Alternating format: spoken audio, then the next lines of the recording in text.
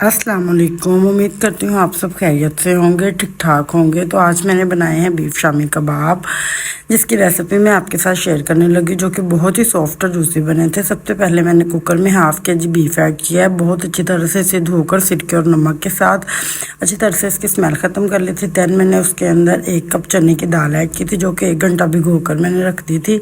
उसके अंदर प्याज, हरी मिर्चें, अदरक लहसुन का पेस्ट और सारे स्पाइसेस, जिनमें नमक, लाल मिर्च, हल्दी, पिसा हुआ गरम मसाला और ज़ीरा धनिया पाउडर ऐड किया था। और देन मैंने इसको 15 मिनट के लिए प्रेशर लगा दिया था।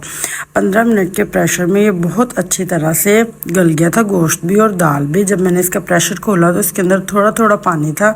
मैंने नीचे से हल्की सी आग जला दी थी और देन मैंने इसको पकने के लिए छोड़ दिया था। और साथ ही मैंने इसको पीसना शुरू कर दिया था, क्योंकि गरम गरम अगर हम इसको कर लेंगे तो हमारे से ईज़िली ये सारी चीज़ें मिक्स हो जाएंगे। इसको मैंने गरम गरम ही करना शुरू कर दिया था, तो ये बहुत इजीली मैश हो गया था। इसके अंदर बीफ भी और दाल भी ये बहुत अच्छे से मैश हो गया था। फिर मैंने इसको ठंडा होने के लिए छोड़ दिया। जब ये ठंडा हो गया था, फिर मैंने इसके अंदर धनिया ऐड किया। मसाले आप इस स्टेज पर चेक कर लीजिएगा, अगर आपको कम लगे तो आप स्पाइसेस और भी ऐड कर सकते हैं। ये बहुत ही सॉफ्ट और जूसी बने थे। बस ये थोड़ी सी ना, जब मैंने फ्राई की, सॉफ्ट हो गई थी। आप मुझे बताइएगा कि अगर मेरे से कहाँ मिस्टेक हुई, अगर किसी को पता हो तो लास्ट में मुझे कमेंट में बताइएगा, अपने सजेशंस दीजिएगा। वरना इनका जायका बहुत अच्छा था, ये बनी भी बहुत मज़े की थी। बस ये था कि थोड़ी सी नरम हो गई थी, जो मुझे लग रहा था कि नहीं होनी चाहिए थी। मैं पहले भी बनाती हूँ, लेकिन इस दफ़ा मुझसे पता नहीं क्या मिस्टेक हुई है।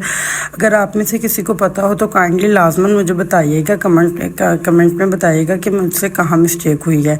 और ये रेसिपी बिल्कुल इजी वे में मैं पहले भी बनाती हूँ, अपनी मदर की रेसिपी फॉलो करके, और इस दफ़ा भी मैंने बना रही हूँ। बहुत इजी बने थे। अगर आपको वीडियो अच्छी लगी हो, लाइक कीजिएगा, शेयर कीजिएगा, और चैनल पर अगर न्यू आए हैं तो फर्स्ट टाइम आए हैं तो काइंडली चैनल को सब्सक्राइब कीजिएगा, ताकि आप आगे भी इस तरह की मज़े की रेसिपीज़ और वीडियोज़ को एंजॉय कर सकें। Thank you so much. अल्लाह हाफिज़। आप हमें कमेंट सेक्शन में बता सकते हैं कि नेक्स्ट रेसिपी हम कौन सी बनाएं। Thank you so much. अल्लाह हाफिज़।